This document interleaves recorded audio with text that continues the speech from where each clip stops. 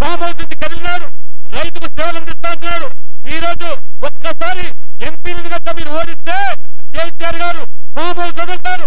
ఆ రకంగా ప్రగతి వదిలి సెక్రటరీ పాట పట్టే పరిస్థితి వస్తుంది. కాబట్టి పాలమూరు ప్రజలు చరిత్ర సృష్టించండి. ఇవాళ పవిత్రమైనటువంటి జోగులాంబ ఆలయం సాక్షిగా కేంద్రంలో నరేంద్ర మోడీ మళ్ళీ ప్రధానమంత్రి కాబోతున్నాడు. తెలంగాణలో టీఆర్ఎస్ వచ్చాను బీజేపీ కాబోతున్నాడు. మీ అవినీతి నియంత్రిత పోకలను కుటుంబ రాజకీయాలను ప్రతిఫలిస్తామని చెప్పి ఈ సందర్భంగా తెలియజేస్తూ ఈ అవకాశం ఇచ్చిన మీ అందరూ కూడా ధన్యవాదాలు చెప్తూ సెలవు తీసుకుంటున్నాను. భారత్ మాతాకి, భారత్ మాతాకి. రెండు చేతులెత్తి అందరూ గట్టిగా చెప్పాలి. నరేంద్ర మోడీ గారి నాయకత్వం, నరేంద్ర మోడీ గారి నాయకత్వం. అగ్లీ బార్ అంటే మోదీ సర్కార్, అగ్లీ బార్ और एक बार, और एक बार, बार बार, बार बार.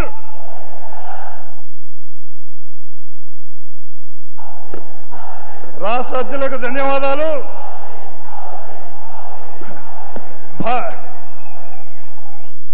మిత్రులారా, మనమందరం వేచి చూస్తున్న సమయం ఆసన్నమైంది. ప్రపంచ ప్రఖ్యాతిగాంచిన నాయకులు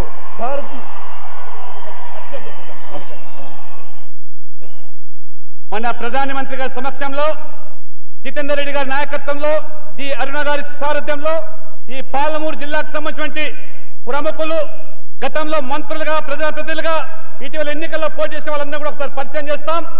మరి మొదటగా బొడపాటి చంద్రశేఖరరావు గారు, మాజీ మంత్రివర్యులు, వారు 4 సార్లు ఎమ్మెల్యేగా గెలిచినటువంటి వ్యక్తి బొడపాటి చంద్రశేఖరరావు గారు. అదే రకంగా జలంధర్ రెడ్డి గారు, పవన్ కుమార్ రెడ్డి గారు, ఇంకెవరమ్మా బాగన్న గౌడ్ గారు, విష్ణువర్ధన్ రెడ్డి గారు, డోకూరి పవన్ కుమార్ రెడ్డి గారు, పూనం చంద్ లాహోటి గారు, రాకేష్ పటేల్ గారు, సుధాకర్ రెడ్డి గారు, నందీశ్వర్ గారు, ఎన్యూసీఐ నాయకులు, యూత్ కాంగ్రెస్ నాయకులు వీరశైవ రెడ్డి. ఇవాళ పాలమూరు జిల్లాలో పూనం చంద్ లాహోటి, కొడంగల్ వాస్తవులు, బాగన్న గౌడ్, మరి విష్ణువర్ధన్ రెడ్డి గారు. ధన్యవాదాలు. మిత్రులారా, ప్రపంచ ఖ్యాతిగాంచిన నాయకుడు మన నరేంద్ర మోదీ, మన ప్రధానమైనటువంటి నరేంద్ర మోదీ గారిని ఇప్పుడు మనందరిని ఉద్దేశించి మాట్లాడవలసిందిగా కోరుతున్నాను. मैं अनुरोध करता हूं आदरणीय प्रधानमंत्री जी, आप हमारा कार्यकर्ताओं को और हमारे पौरों को संबोधित करें.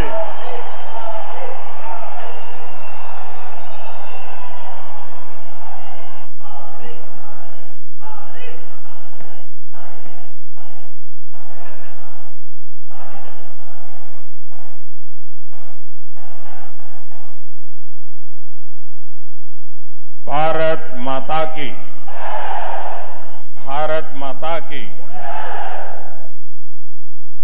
भारतीय जनता पार्टी के प्रदेश अध्यक्ष डॉक्टर के लक्ष्मण जी,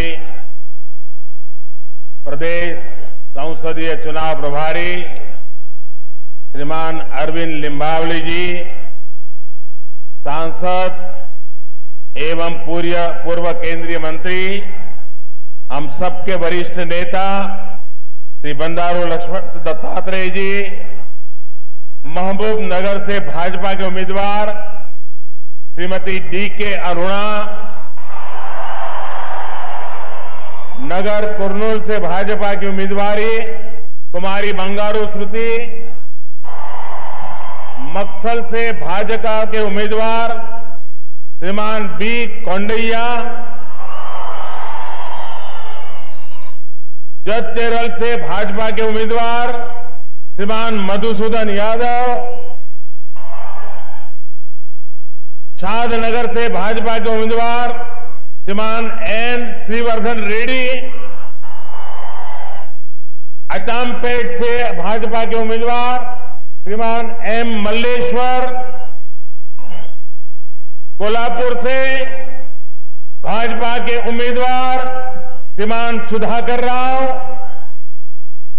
देवरा कदरा से भाजपा के उम्मीदवार श्रीमान इग्नी नरसिम्हल्लो, गदवल से भाजपा के उम्मीदवार श्रीमान वेंकटाद्रि रेड्डी, नगर कुन्नूर से भाजपा के उम्मीदवार श्रीमान दिलीपाचारी, वाना भारती से भाजपा के उम्मीदवार श्रीमान कोथा अमरेंद्र रेड्डी। मेरे प्यारे भाई और बहनों, आज मुझे खुशी हुई कि मेरा पुराना साथी जितेंद्र मेरे साथ मंच पे है।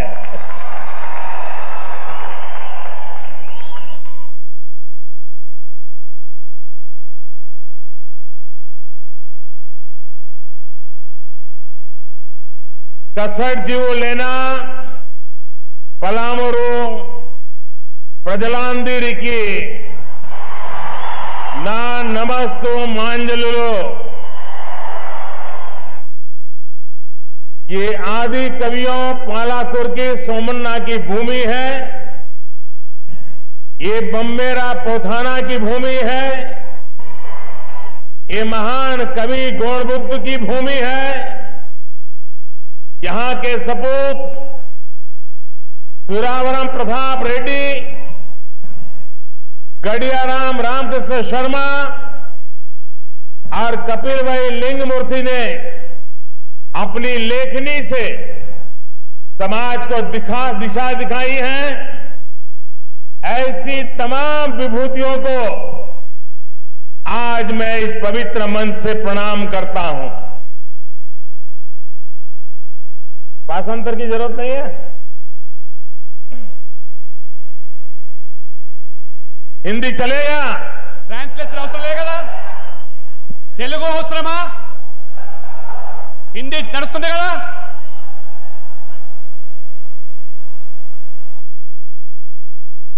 आपका हुक्म हमारे सर आंखों पर। साथियों, आपका ये चौकीदार आज आपका आशीर्वाद लेने फिर एक बार आपके बीच आया है। आपके आशीर्वाद से, आपके सहयोग से मैंने 5 साल तक सरकार चलाई है। बहुत ईमानदारी से, निष्ठापूर्वक चलाने का मैंने पूरा प्रयास किया है। दिन रात एक किया है कि आपका जीवन आसान हो, आपके जीवन की दिक्कतें कम हो। मुझ पर विरोधियों द्वारा हुए तमाम हमलों के बीच, गाली गलौज के बीच आपके आशीर्वाद ने ही मुझे संभाले रखा, अपने संकल्प से रत्ती भर भी डिगने नहीं दिया। भाइयों और बहनों, आपने कांग्रेस और दूसरों के अनेक वर्षों का शासन देखा है और इस चौकीदार के 60 महीने भी देखे हैं। विकास के ऐसे अनेक काम इन 60 महीनों में किए गए हैं जो दशकों से अटके और लटके पड़े थे। अभी भी अनेक ऐसे काम हैं जिनको आगे बढ़ाने के लिए पुरजोश काम चालू है। साफ सफाई हो, टॉयलेट का निर्माण हो, ऐसी बहुत बुनियादी मामले से लेकर के अंतरिक्ष में सैटेलाइट को नष्ट करने वाली मिसाइल के परीक्षण तक जैसे अनेक फैसले आपके चौकीदार ने लिए हैं। आपके आशीर्वाद ने ही मुझे सारे दबावों को सहने की एक अद्भुत शक्ति दी। यही वजह है कि मैं निर्णय लेने वाली सरकार चला पाया। देश की रक्षा और सुरक्षा से लेकर माताओं और बहनों और किसान कामगार तक की सुरक्षा के लिए बड़े फैसले लेने में हमने कभी कोई कसर नहीं छोड़ी। अब इस 11 अप्रैल को आप सभी सिर्फ एक सांसद चुनने वाले नहीं हैं, सिर्फ एक प्रधानमंत्री के लिए वोट डालने वाले नहीं हैं, लेकिन आप नए भारत के लिए वोट डालेंगे जो तेलंगाना के एक एक जन की आकांक्षाओं के अनुरूप होगा। साथियों, आज मैं कह सकता हूं कि दुनिया भारत की बुलंद आवाज को आज पूरी दुनिया सुन रही है। हमारे बढ़ते सामर्थ्य को आज दुनिया पहचान रही है। हमारी प्रतिभा और हमारे आत्मविश्वास को दुनिया भली भांति समझ रही।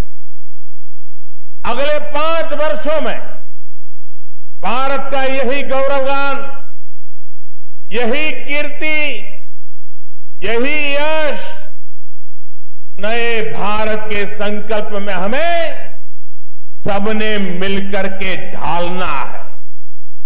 साथियों, बीते 5 वर्षों में देश के एक छोटे से इलाके को छोड़ दें तो बाकी हिस्से में धमाकों की खबर अतीत हो गई।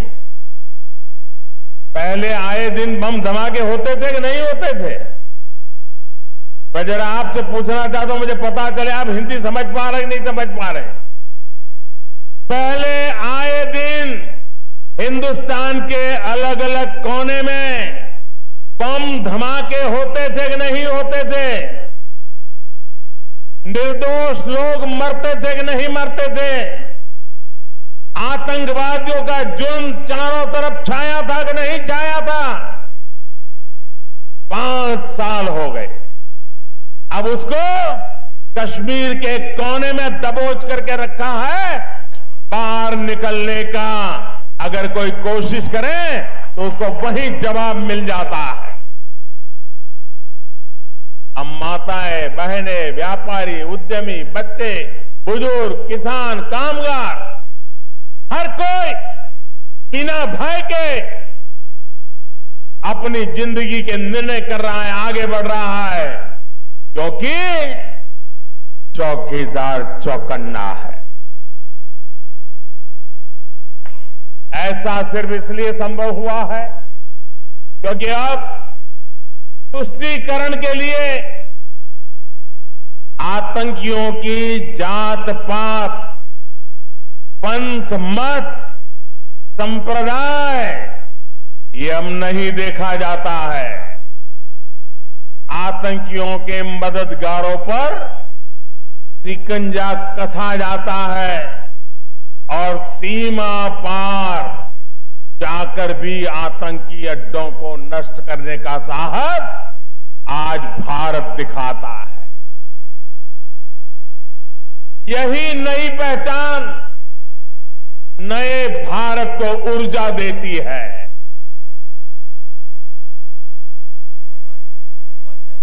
बात चाहिए, हाँ, जितना मैंने बोला उतना बोल दीजिए। मित्रारा, वो हाथ में रखो कागज।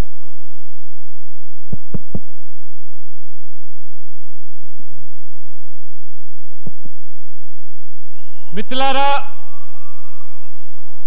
స్వయంగా 5 సంవత్సరాలుగా ఈ దేశానికి కాపలాదారుగా ఉంటూ ఈ దేశం యొక్క రక్షణ సమగ్రత మాత్రమే కాకుండా దేశ ప్రజల యొక్క సంక్షేమము అభివృద్ధి కోసం పాటుపడితే వ్యక్తిగతంగా అనేక రకాలుగా నా మీద విమర్శలు చేసినప్పటికీ మీ అందరి యొక్క కాపలాదారుగా చౌకీదారుగా నేను స్పష్టంగా వెనకంజ వేయకుండా ఈ దేశం కోసం ఒకసారి మీరు గమనించండి.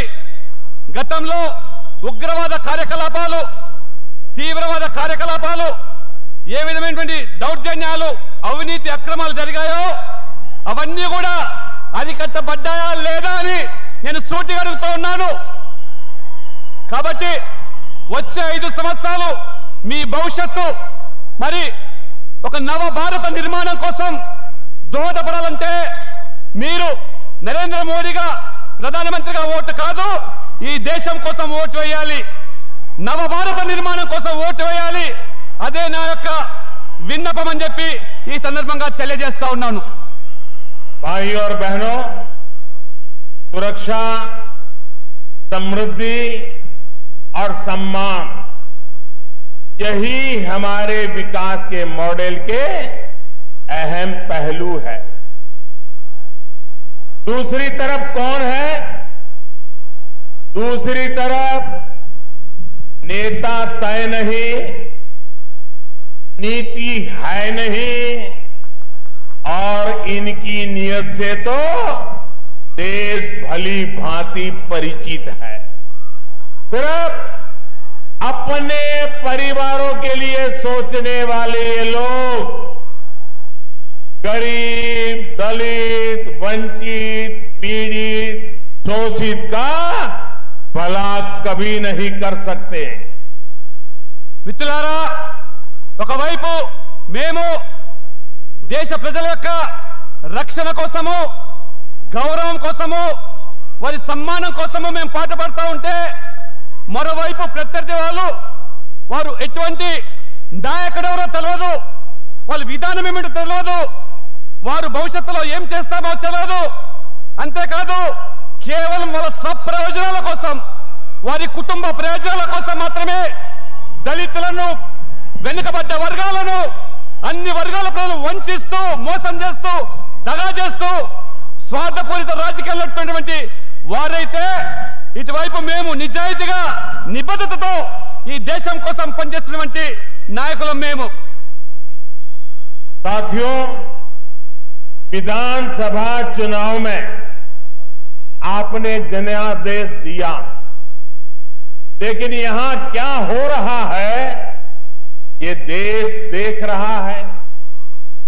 चुनाव कराने की जितनी जल्दी दिखाई, उतनी ही देरी मंत्रिमंडल के गठन में लगाई।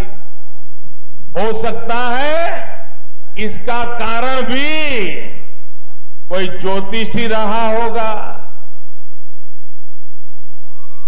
మిత్రులారా, మొన్న అసెంబ్లీ ఎన్నికలు రాష్ట్రంలో జరిగినాయి. ఎందుకు ముందస్తు ఎన్నికలు పోయినారంటే దానికి ఒక స్పష్టత లేదు. తీర్పునిచ్చారు, ఫలితాలు ఇచ్చారు, కానీ ఎంత ముందస్తు ఎన్నికలు తొందరపాటుగా పోయినారో, కానీ మంత్రివర్గం కూర్పు మాత్రము వారికి 3 నెలలు పట్టింది ఆ మంత్రివర్గాన్ని ఏర్పాటు చేయడానికి. అంతేకాదు ఏ జ్యోతిష్యుడు చెప్తే ముందస్తు ఎన్నికలు పోయినారో ఈ రాష్ట్ర ప్రజానికము ఒకసారి గమనించాల్సిందిగా మీతో కోరుతా ఉన్నాను. ज्योतिषी की सलाह पर लंबे समय तक राज्य का काम ठप हो गया। జ్యోతిష్యుని యొక్క సలహా మేరకు చాలా కాలం వరకు ఎటువంటి నిర్ణయాలు లేకుండా, ప్రభుత్వం లేకుండా, మంత్రివర్గం లేకుండా ఏ రకంగా రాష్ట్ర ప్రజలు గాలి కొదిలేశారో ఈ తెలంగాణలో మీరు చూశారు. आप मुझे बताइए, 2-3 महीने पहले विधानसभा का चुनाव करवाया। अगर यही चुनाव इस लोकसभा के साथ कराते तो इतना सारा खर्चा जो तेलंगाना की जनता के सर पे पड़ा, अरबों खरबों का खर्चा हुआ, वो बच जाता कि नहीं बच जाता? दोनों चुनाव साथ होते कि नहीं होते? మిత్రులారా, ఒకసారి గమనించండి. 3 నెలల కింద జరిగిన ఎన్నికలు, అసెంబ్లీ ఎన్నికలు అదే అసెంబ్లీ ఎన్నికలు కనుక యథావిధిగా ఇప్పుడు లోక్సభ ఎన్నికలతో జరిగి ఉన్నట్టయితే ఇన్ని వందల వేల కోట్ల రూపాయలు ఖర్చు అయ్యి ఉండేదా? ఈ ప్రజాధనం దుర్వినియోగం అయ్యి ఉండేదా? ఇది కేవలం ఎవరి మీద భారం పడుతూ ఉన్నది? ముందస్తు ఎన్నికలు పోవడానికి, ఇవాళ పార్లమెంట్ ఎన్నికల ముందు నుంచి తప్పించుకోవడానికి ఇది కారణం కాదా అని చెప్పి అడుగుతా ఉన్నాను. उस समय भी किसी ज्योतिषी ने कहा कि विधानसभा जीतनी है तो थोड़ा जल्दी चुनाव करवा लो, वरना अप्रैल मई महीने में अगर लोकसभा के साथ चुनाव कराओगे तो मोदी के स्टार इतने चमक रहे हैं कि लोकसभा के साथ तुम्हारा तेलंगाना में तुम्हारी विधानसभा भी डूब जाएगी। और इसलिए उन्होंने ये ज्योतिष की सलाह पर 2 चुनाव अलग किए।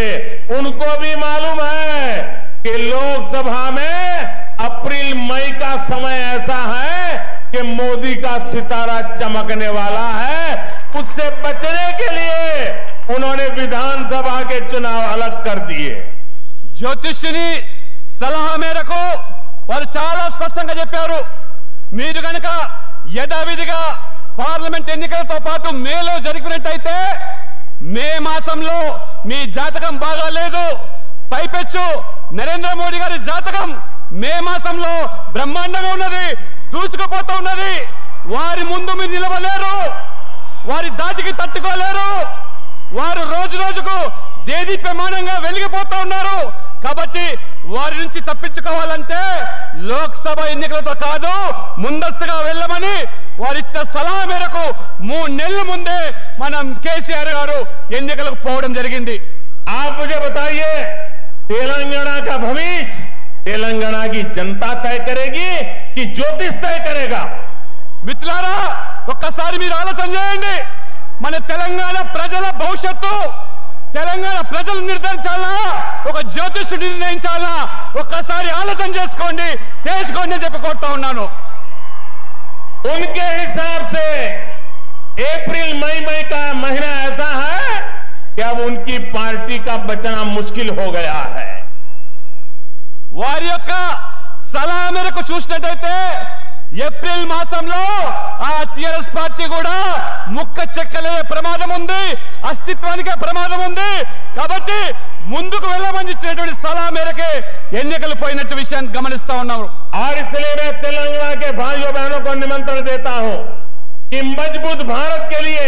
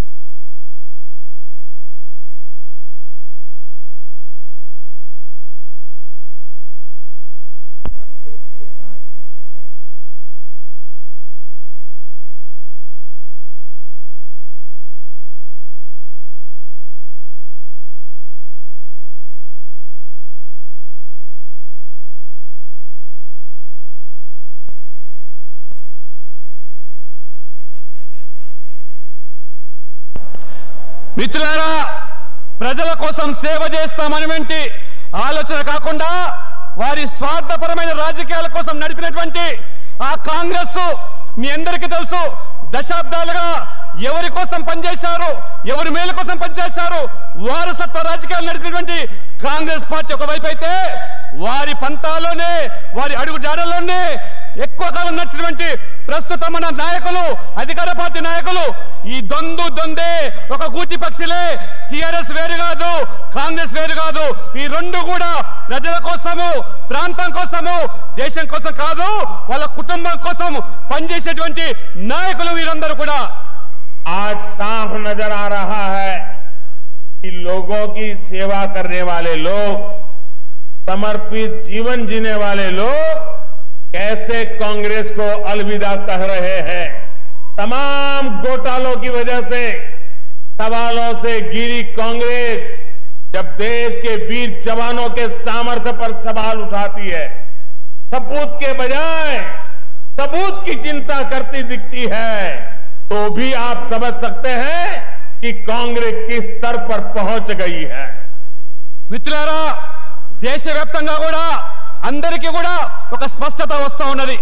కాంగ్రెస్ యొక్క నీతి మాలిన రాజకీయాలు, ఏ రకంగా అవినీతి కుంభకోణాలు పెట్టింది పేరైన కాంగ్రెస్, ప్రజలు ఇప్పుడే ఆ కాంగ్రెస్ పార్టీకి గుడ్ బై చెప్తా ఉన్నారు, కాంగ్రెస్ పార్టీని తిరస్కరిస్తా ఉన్నారు. అంతేకాదు ఏ స్థాయికి దిగజారంటే ఈ రోజు మన దేశ సైనికులు ఎవరైతే తమ కుటుంబాలు లెక్క చేయకుండా ఎక్కడైతే హిమాలయ పర్వతాల్లో దేశ సరిహద్దుల్లో కాపలా కాస్తున్నటువంటి వారు మన వైమానిక దళం చేస్తున్న మెరుపు దాడులను కూడా నిస్సిగ్గుగా ఆధారాలు ఉన్నాయా, రుజువులు ఉన్నాయా, మీరు దాడి చేశారా, ఉగ్రవాదులు చనిపోయారా, శిబిరాలు కూల్చారని చెప్పి అడిగే స్థితికి ఈ కాంగ్రెస్ వాళ్ళు వచ్చారంటే కాంగ్రెస్ ఏ స్థాయికి దిగజాడు రాజకీయాలు చేస్తుందో ఒక్కసారి అర్థం చేసుకోవాల్సిందిగా నీతో కోరుతా ఉన్నాను. साथियों, ये महबूबनगर केसीआर के लिए तो बहुत भाग्यशाली रहा। तब तेलंगाना का निर्माण हुआ तो वो यहीं के सांसद थे। राज बनते ही वो यहां के पहले मुख्यमंत्री भी बन गए। केसीआर के, उनके पूरे परिवार के मामा, भतीजा, चाचा, भांजा हर कोने में हर एक का भाग्य खुल गए। लेकिन महबूब नगर के मेरे प्यारे भाइयों बहनों, आपका भाग्य खुला क्या? పాలమూరు మిత్రులారా, ప్రజలారా, ఈ మహబూబ్ నగర్ ఎవరికి మేలు జరిగిందంటే ఈ మహబూబ్ నగర్ ప్రజల వల్ల అది కేసీఆర్ గారికి మాత్రమే. ఎందుకంటే ఆ తెలంగాణ ఉద్యమంలో నమ్మి మీరు కేసీఆర్ గారిని ఇక్కడ ఎంపీ చేసి గెలిపిస్తే వారు నిజంగా కేసీఆర్ గారు పాలమూరు బిడ్డలకు ప్రజలకు ఏమైనా మేలు చేశారంటే లేదు. కానీ చేసింది ఎవరికంటే వాళ్ళ కుటుంబానికి, కొడుకు, బిడ్డ, అల్లుడు అందరికీ ఈ తెలంగాణ పేరు మీద పాలమూరు ప్రజలు ఇచ్చిన తీర్పు మీద వారు ఎంపీ అయినారు, ముఖ్యమంత్రి అయినారు. కానీ ఈ పాలమూరు బిడ్డలకు ఏమీ న్యాయం చేయలేని విషయాన్ని కూడా ఈ సందర్భంగా నేను మీకు తెలియజేస్తా ఉన్నాను. आप मुझे बताइए, वो आपको भूल गए हैं कि नहीं भूल गए हैं? आपको अपने नसीब पर छोड़ दिया है कि नहीं छोड़ दिया है? अपने परिवार की राजनीति, अपने परिवार के लिए उन्होंने आपको भी नीचे उड्डी गिराया है कि नहीं गिराया है? ఒక్కసారి మీరు ఆలోచన చేయండి. కేసీఆర్ గారు మిమ్మల్ని అందరినీ కూడా గాలికి వదిలేసి పోయింది వాస్తవమా కాదా? అంతేకాదు కేసీఆర్ గారు వాళ్ళ కుటుంబ ప్రయోజనాల కోసం మాత్రమే పనిచేస్తున్నారా లేదా? మీరందరూ కూడా ఒకసారి ఆలోచన చేయండి. ఇవాళ కేసీఆర్ గారు మన జిల్లాను, ప్రాంతాన్ని గాలికి వదిలేసి తన స్వార్థమైన రాజకీయాల కోసం కొడుకు, బిడ్డ, అల్లుడు కుటుంబాని కోసం మేలు జరుగుతున్నటువంటి విషయం వాస్తవమా కాదా? గెలిపించిన వాళ్ళను దగా చేసి మోసం చేసింది వాస్తవం కాదా అని మీ అందరిని అడుగుతా ఉన్నాను. भाइयों और बहनों, केसीआर वंशवाद की राजनीति और तुष्टीकरण की राजनीति का एक चेहरा है। टीआरएस और एमआईएम का गठबंधन तेलंगाना के फायदे के लिए नहीं, अपने फायदे के लिए किया गया है। भारत माता का अपमान करने वालों और संविधान को ताक पर रखकर आरक्षण की बात करने वालों का ये घालमेल सिर्फ वोट बैंक की चिंता कर सकता है, तेलंगाना की कभी नहीं कर सकता।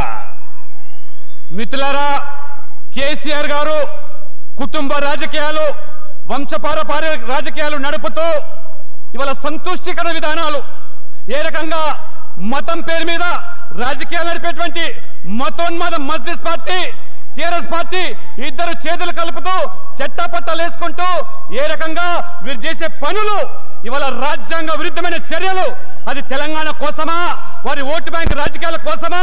ఒకసారి ఆలోచన చేయండి.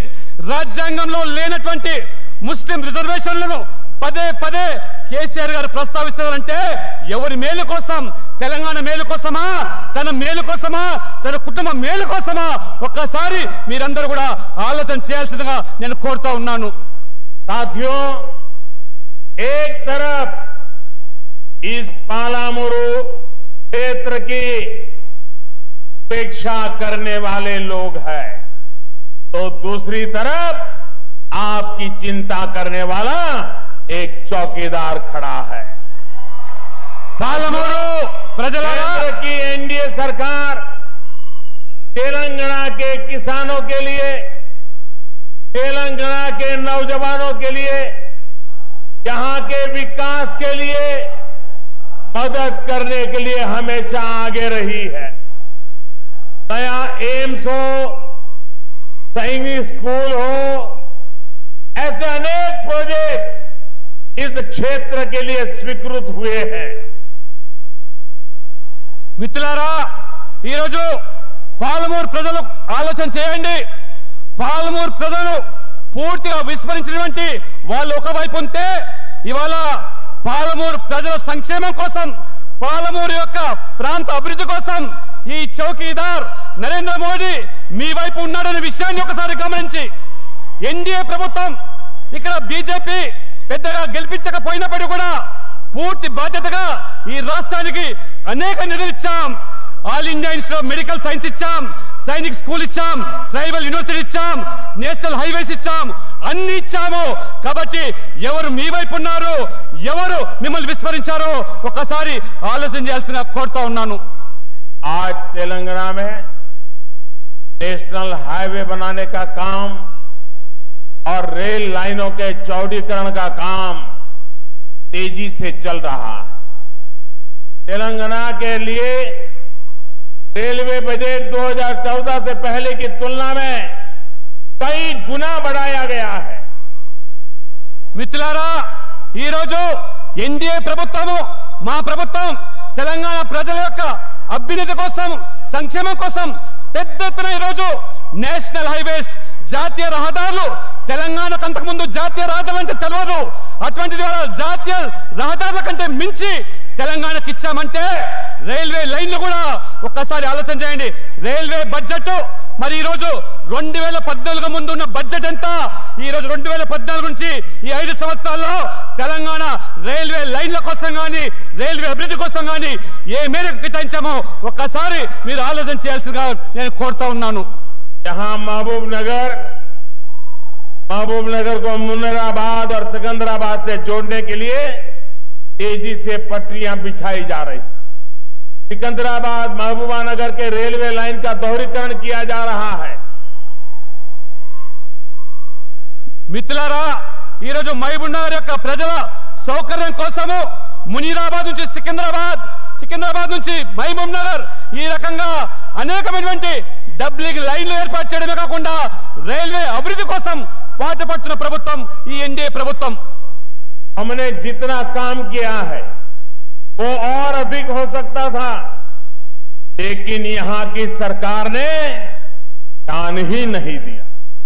भाइयों बहनों, स्थिति ये है कि जो भी केंद्र सरकार की योजनाएं होती हैं उन पर भी अपना लेबल चिपकाने की महारत यहां की सरकार ने हासिल कर ली है।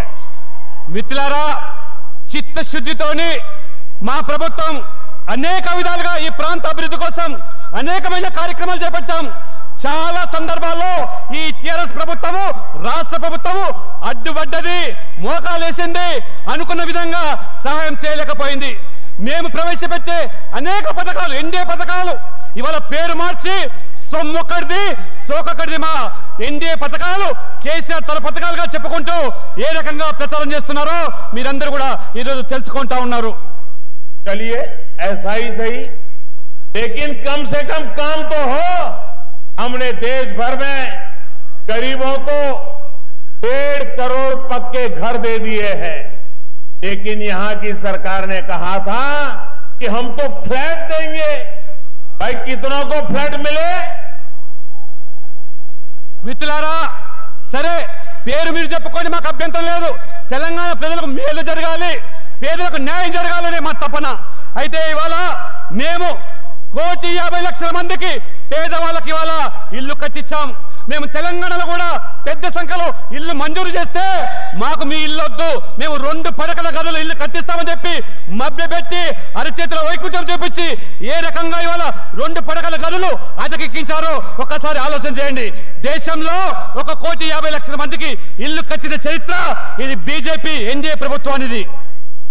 आयुष्मान भारत के तहत देश भर के लगभग 50 करोड़ गरीबों को हर वर्ष 5 लाख रुपए तक का मुफ्त इलाज सुनिश्चित हुआ, लेकिन यहां की सरकार गरीबों को ये लाभ नहीं दे रही. మిత్రులారా, పేద ప్రజలకు పెద్ద జబ్బు వస్తే ఇవాళ ప్రాణాలు గాలిలో కలిసిపోతున్నాయి. అందుకనే ఒక వినూత్నమైన బృహత్తరమైన పథకం ఆయుష్మాన్ భారత్ పథకము 10 కోట్ల కుటుంబాలు 50 కోట్ల ప్రజానికానికి మేలు జరిగేటువంటి ప్రతి కుటుంబంలో ఉన్న సభ్యుడికి 5 లక్షల రూపాయలు ఉచిత ఆరోగ్య బీమా పథకాన్ని దేశంలో ఏ కార్పొరేట్ వైద్య సంస్థలు కూడా చికిత్స చేసుకునే అవకాశం మేము కల్పిస్తే ఈ కేసీఆర్ ప్రభుత్వము ససేమిరా మాకు ఆయుష్మాన్ భారత్ వద్దే వద్దంటున్నది. అంటే పేదవాళ్లకు పెద్ద జబ్బులు వస్తే చికిత్స అవసరం లేదనే విధంగా ఈ ప్రభుత్వం వ్యవహరిస్తా ఉన్నది. साथियों, श्रम को सम्मान मिले, वंश और विरासत से ज्यादा काम को मान मिले, इसके लिए आपके इस चौकीदार ने राजनीति की नई सोच देश को देने का प्रयास किया है.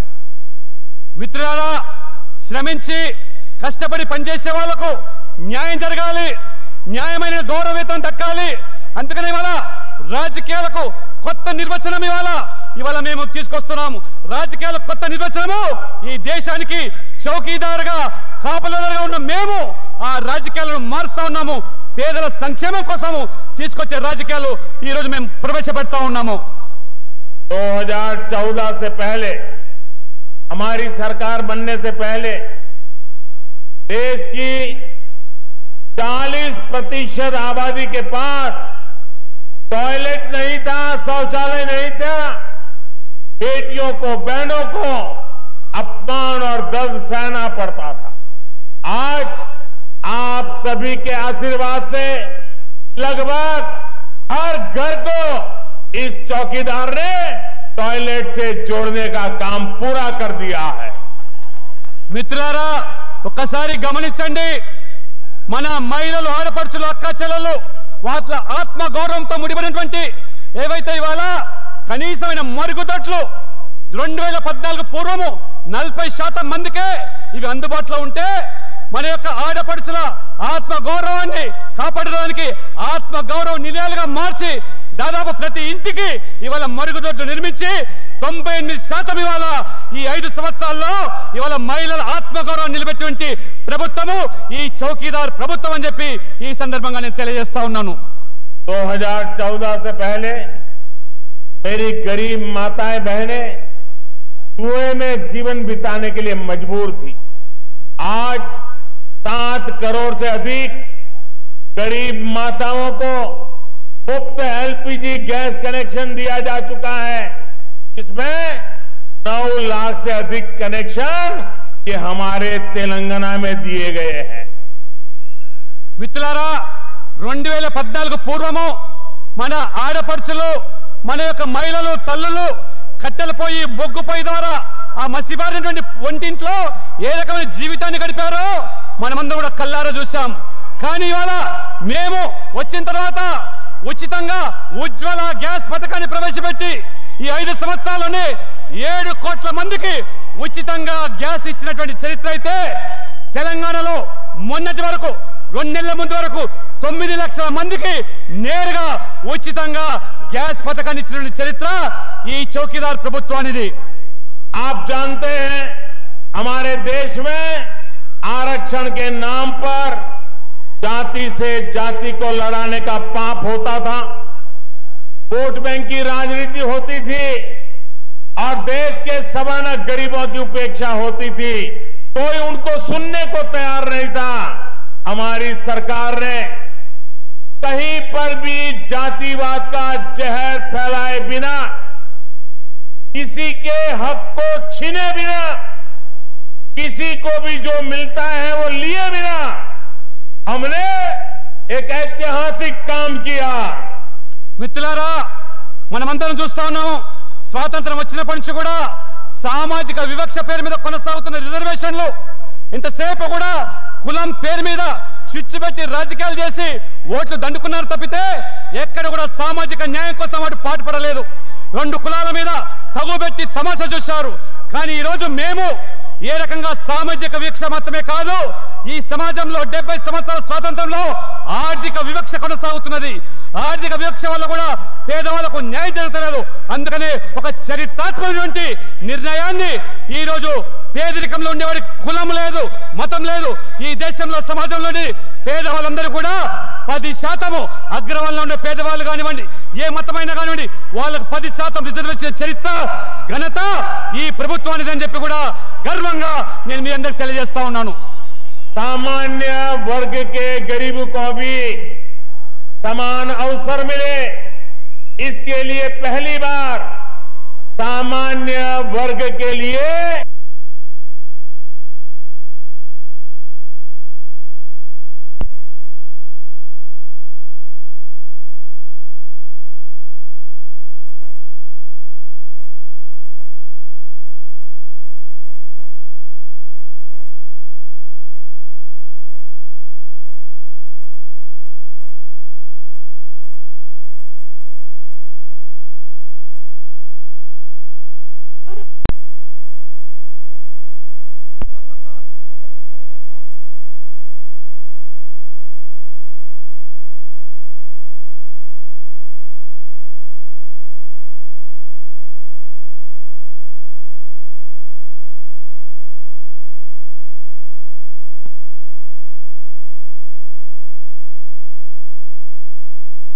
चौकीदार है और दूसरी तरफ वंशवाद और भ्रष्टाचार की बोलबाला है।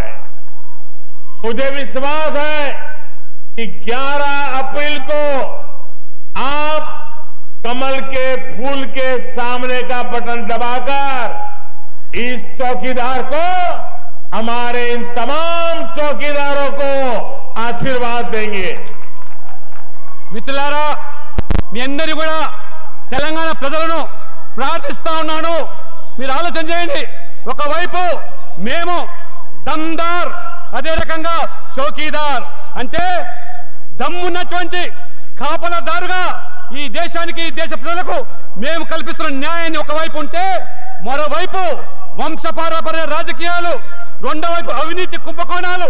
కాబట్టి ఎటువైపు ఉంటారో తెలంగాణ ప్రజలు తెలుసుకోండి. ఈ రోజు చౌకీదారుగా నేను ఈ దేశం కోసం సేవలు, ఈ వేదిక మీద చౌకీదారులందరూ కూడా మీరు మన బలోపేతం చేయడానికి ఏప్రిల్ 11వ తేదీన జరిగే ఎన్నికల్లో కమలం పువ్వు గుర్తు మీద మీరు ఓటు వేసి ఈ దేశ ఉద్ధరణ కోసం పాటుపడాలి. ఈ చౌకీదారులు కూడా బలోపేతం చేయాల్సిందిగా మీ అందరినీ కూడా నేను ప్రార్థిస్తా ఉన్నాను. ऐसी गर्मी में भी इतनी बड़ी तादाद में आप हम सबको आशीर्वाद देने के लिए आए, आपने अपना स्नेह हमें दिया, इसके लिए मैं हृदयपूर्वक हमारे सभी साथियों की तरफ से आपका धन्यवाद करता हूं, आपका अभिनंदन करता हूं। మిత్రులారా, ఇంత ఎండలో కూడా మండు టెండలో మధ్యాహ్నం సమయంలో ఇంత భారీ సంఖ్యలో మీరందరూ వచ్చి మీ ప్రేమను, మీ స్నేహాన్ని మాకు అందించి, మాకు ఆశీర్వదించి, మేము అండగా ఉంటామని చెప్పి మాకు మీరందరూ కూడా ఒక ఆత్మవిశ్వాసాన్ని పెంచినందుకు, మాకందరూ కూడా ఆశీర్వదించినందుకు మీ అందరూ కూడా హృదయపూర్వకమైనటువంటి ధన్యవాదాలు తెలుపుతా ఉన్నాను. मैं एक नारा बुलवाता हूं, बोलेंगे? एक नारा बोलेंगे? मैं भी चौकीदार हूं, मैं भी चौकीदार हूं, मैं भी चौकीदार हूं, मैं भी चौकीदार हूं। बहुत बहुत धन्यवाद। धन्यवाद।